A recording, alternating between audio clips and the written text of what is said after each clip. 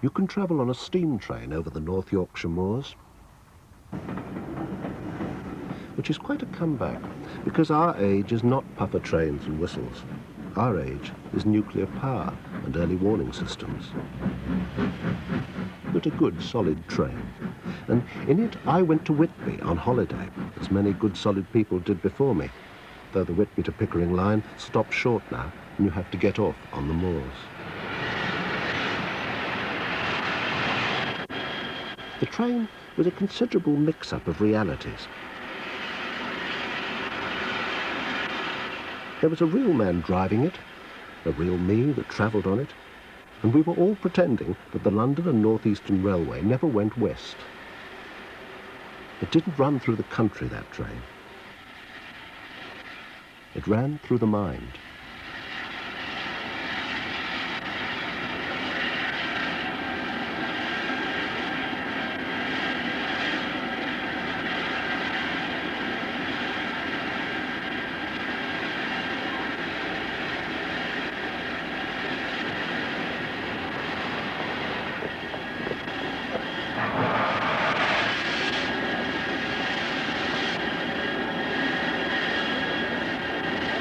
Steam gets in your eyes. No, the past gets in your eyes.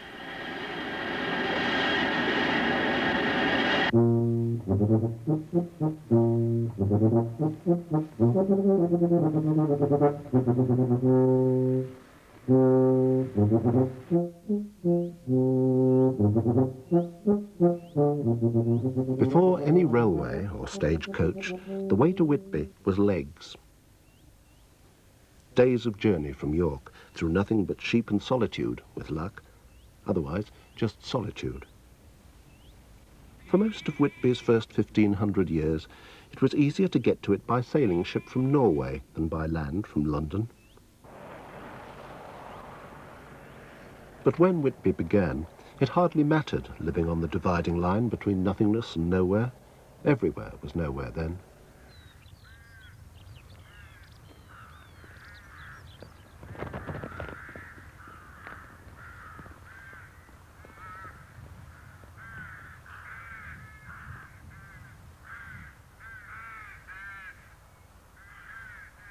What made Whitby was the abbey that St Hilda founded on the cliff top between the moors and the sea.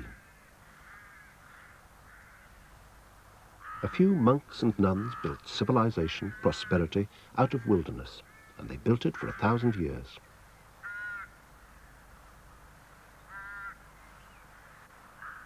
Bare ruined choirs, where late sang the first English poet. Caedmon was his name.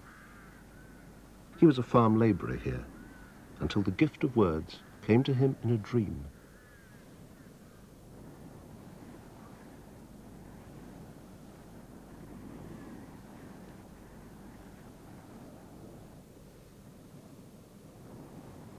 No birds fly over Whitby Abbey.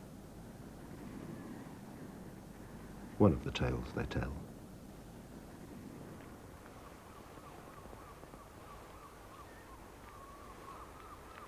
Whitby is a tremendous place for stories. What with St Hilda's geese, that once came every year, like pilgrims to the shore below, and St Hilda's snakes, that she whipped over the cliff and turned to stone on the way down, so that you can see their fossils to this day.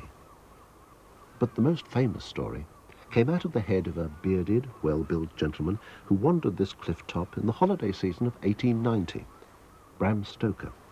It was to Whitby that he brought Lucy and Mina, the two heroines of his most famous novel, to meet a vampire.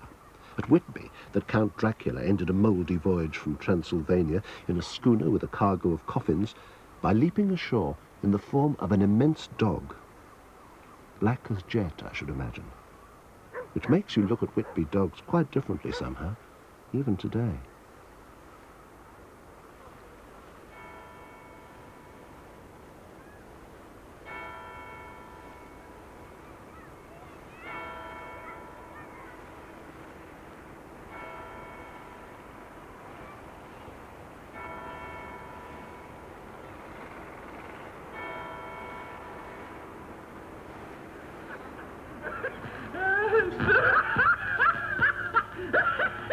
Never mind Dracula, there's the ghost of Frankenstein's monster in the arcades, living in the larynx of the laughing clown.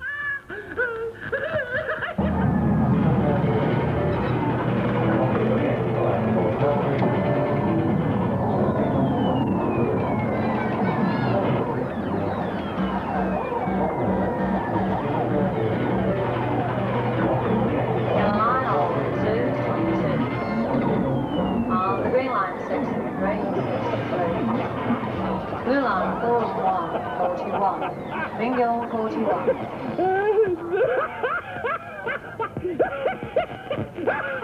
It's a bit like an artificial leg. If you happen to need it, it's extremely valuable.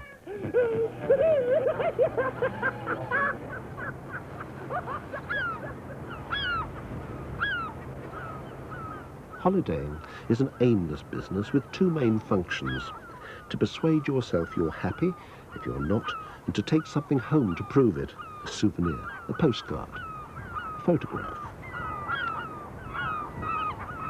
Your pleasure solidified, hence collectible and indestructible. It's futile, of course, because life is an inherently cheap-jack item, like the souvenir. Nor can you possess a place or belong to it by taking its picture, nor fix a place in a particular moment. All you fix is the photograph. There is, however, such a thing as continuing quality of life. It's not the memory of an individual, but similar things happening again and again in a succession of individual lives.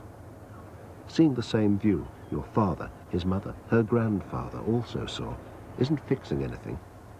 It's continually creative.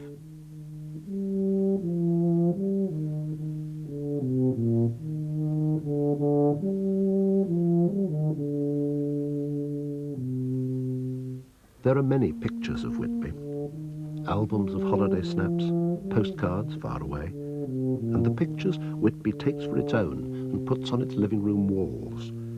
None with more pride than those by the great Victorian photographer Frank Meadows Sutcliffe. Because when you've got a Sutcliffe on your wall in Whitby, it usually means that some ancient member of your family was in it, posed in an ideal moment of a workaday world. There is not only record, there is also a touch of romance in Sutcliffe's pictures. Perhaps it's the same sort of romanticism that makes Whitby tell its stories.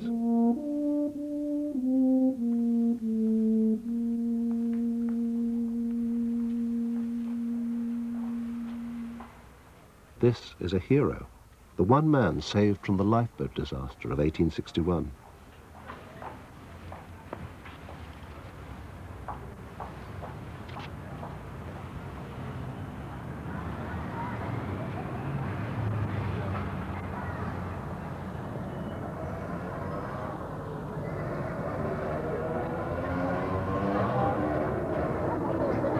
Coming on!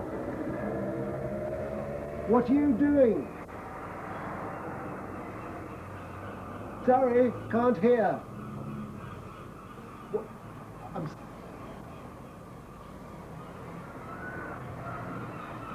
Want to come round? Yes, they colours look much nicer from the inside than they do Yes, from they the do. They outside. look a bit lighter. Why are you doing it now? This year I started it for Lent as a good deed. Instead of giving up something, I thought I'd do something. So this is all Whitby, is it? Well, scenes of Whitby, and the park is noted for rather exotic plants and flowers. And so I tried to put some flowers in. So that's an Yes. exotic one, is it? What is it? I don't know, it's too exotic. That's the church and the steps. Yes. Yes, and that's the cross near Yes, well it doubles for two crosses in this painting. Caedmon's cross and the Lilla cross, which was one of the first Christian crosses ever erected. And then in that window on a sunny day, if you look, St. Hilda, who was the abbess, you see definitely the figure of a nun approaching almost to the middle of the window, and she looks just like that with a cowl and her hands joined and her robes. And of course cynical people say it's just the sun on the stones. But it isn't really, it's a real legend. And everybody doesn't see it. You're obviously not cynical. No. It's an extraordinary place for legends, isn't it, Whitby? Yes. It's full of imaginings, don't you think? And you're going to put in Dracula somewhere, are you? Oh, Dracula actually lived in Royal Crescent. I don't know which house, but he actually lived there, Count Dracula. The children in school used to tell me that, and I thought they were trying to frighten me, but I believe it's a fact. Really? Yes. Oh. So I never went any further into that history, but they say I he know did. that the man who wrote Dracula Yes. came here, but I didn't realise that the man himself, I thought he came ashore as a dog. Oh dear. I think he was actually you want to do a large black dog somewhere. That would do nicely. Really. Yes,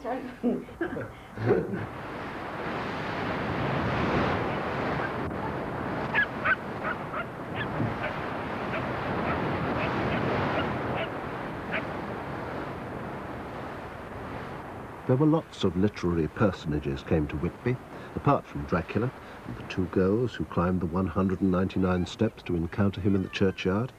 Lewis Carroll, another fantasist, was first published in the Whitby Gazette long before Alice in Wonderland.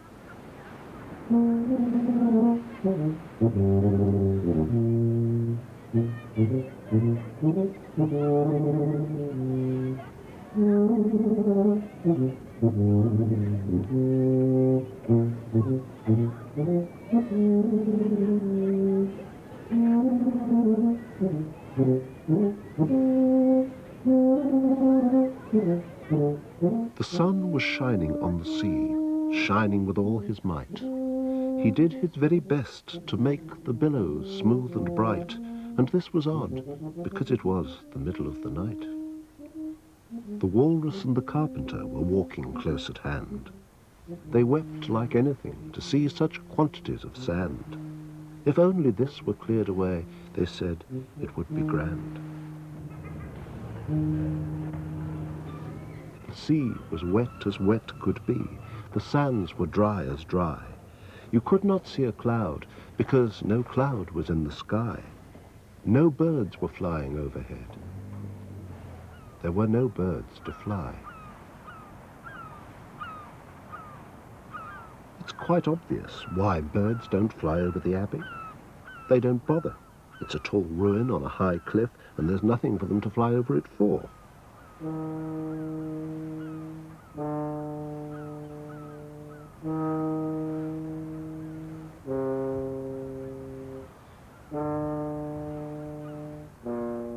Over there is where the Abbey bells still ring beneath the waves, sometimes, near where the hospital ship Rohilla went down.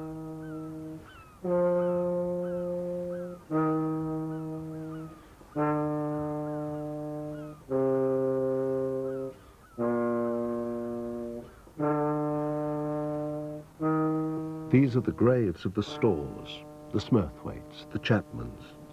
Their names eaten by the smoke from their own fireplaces. Their memories trickled away in the rain. People say that there are pirates' graves in Whitby churchyard, and the grave of Dracula, whose name comes from Dracul, which is Romanian for devil.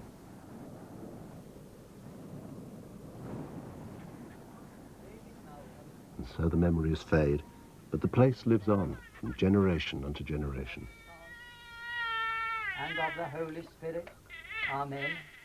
I sign you with the sign of the cross, in token that hereafter you shall never be ashamed to confess the faith of Christ crucified, but manfully to fight under his banner against sin, the world, and the devil, to continue Christ's faithful soldier and servant to your very life's end.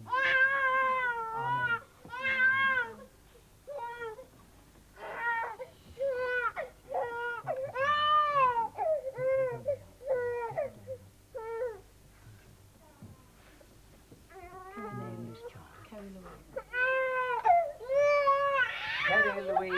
I baptize you in the name of the Father, and of the Son, and of the Holy Spirit.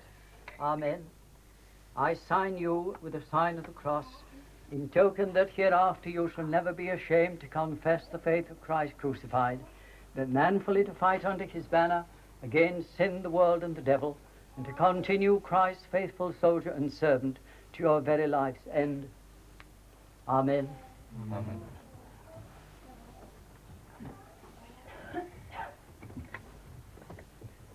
We extend a very warm welcome to any who may be worshipping with us whilst on holiday. Those of us who are privileged to worship in this most historic place week by week are ever reminded and made conscious of one supreme fact: the indestructibility of our religion. For we are aware that God has been adored on this spot since Saxon days. Now the sailor's hymn, 321.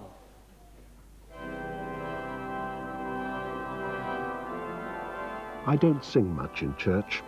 I know it's cheating, but I'm never quite sure which particular tempo I ought to be supporting.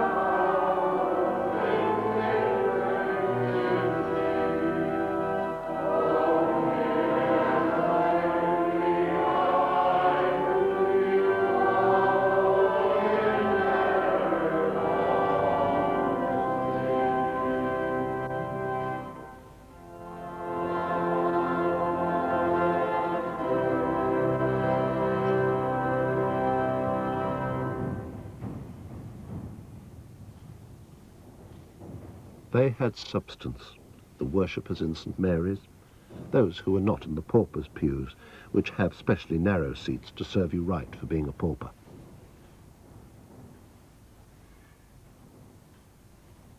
And then, as now, there was a church maid to tidy up after them.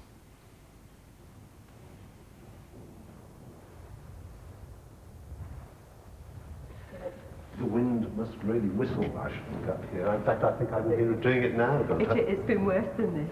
There was one Sunday in the winter when the rector abandoned his sermon because the roof was so noisy. Really? Why did it make that noise? It's the lead lifting on it, I think. The lead lifting? We still have our lead. Yes, my word, but what a wind to lift there. When you've got central heating, real central heating, it's bang in the middle, isn't it? That's right, yes. Most inadequate for the size of the church, really. Yes. But a bit too hot if you're too near to it. I It bet, doesn't do I much bet. for you at all in the rest of the church. No, it wouldn't, would it? It is the most extraordinary building. It's as if it was a ship in a way, isn't it?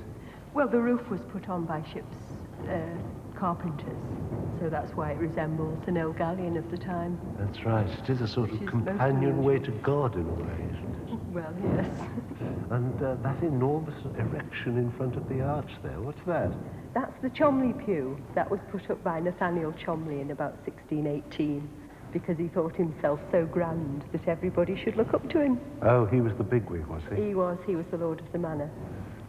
What an extraordinary thing to stick it right across the Well, arch of course, like that. it spoils a perfect Norman arch, which you wouldn't be able to do nowadays, but I suppose those with the money did precisely what they wanted.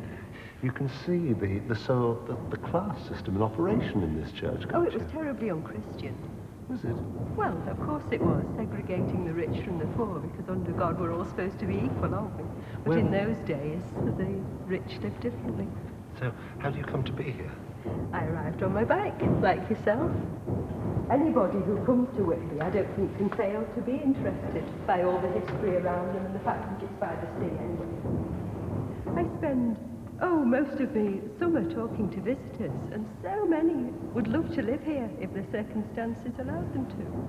It's the phantom of the past in a way, isn't it? That's what it is. I mean, Whitby is actually full of phantoms of the past. They're all around us, really.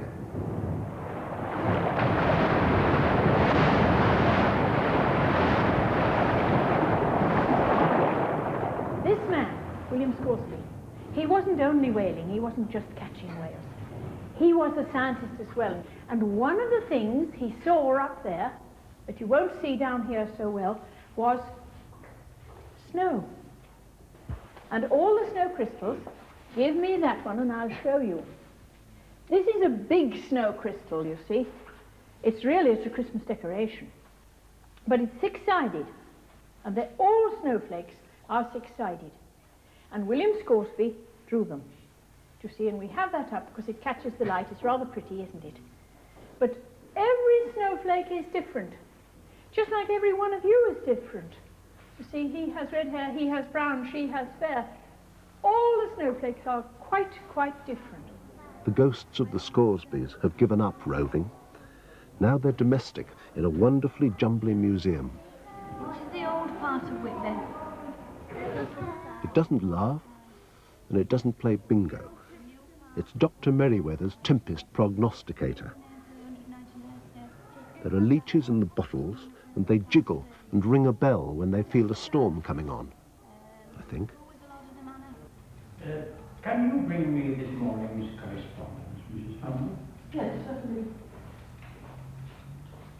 The tradition of ordinary people being inventors and scholars is strong in Whitby, which has a literary and philosophical society, cheek by fossil with the museum, to prove it.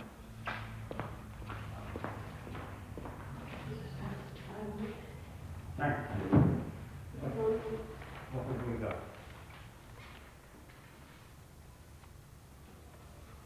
Listen, time passes, as the man said.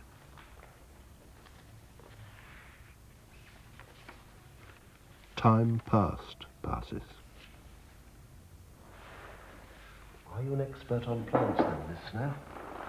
No, not really, but I'm getting better. How do you come to be doing this? Well, I'm a retired nursing sister, and I realised after 47 years of nursing, the new interest which was offered me by the keeper of the museum, Mr. Behrens, really held a new vista for me. So, really, within 24 hours, I got a new look. Nursing, I left behind, and herbaria and Lepidoptera, here I come. But you have here what one might call, I suppose, dusty volumes. They're the sort of things that perhaps at one time in your life you would have thought to yourself, I will never do anything like this. I will never leaf through page after page of dusty volumes. Indeed, I did think of that. But really, these dusty volumes are the presentations of people and life's work. And I don't know these contributors, but believe me, I've almost felt they've been present with me while I've been indexing, cataloguing, and looking at their life's work, which, as you see, is absolutely beautiful in this old-fashioned writing.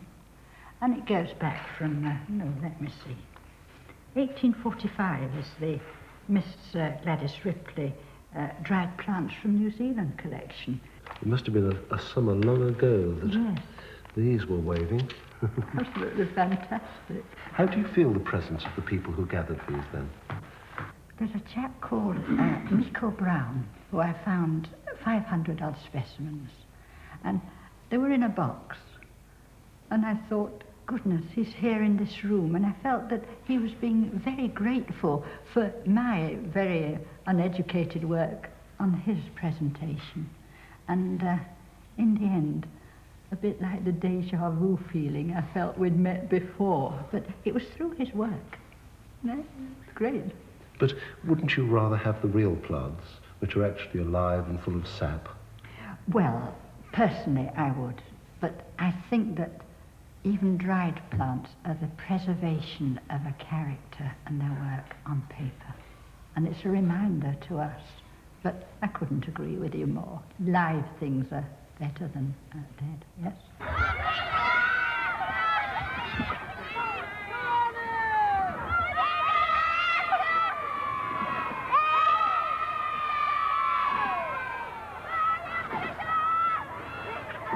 Whitby has two sea rowing clubs, the Friendship and the Fisherman's. They used to be just the Friendship, but the members fell out with each other. The rowing clubs have great pride, great friendliness, and a great sense of community. They're also something to do when you're on the dole.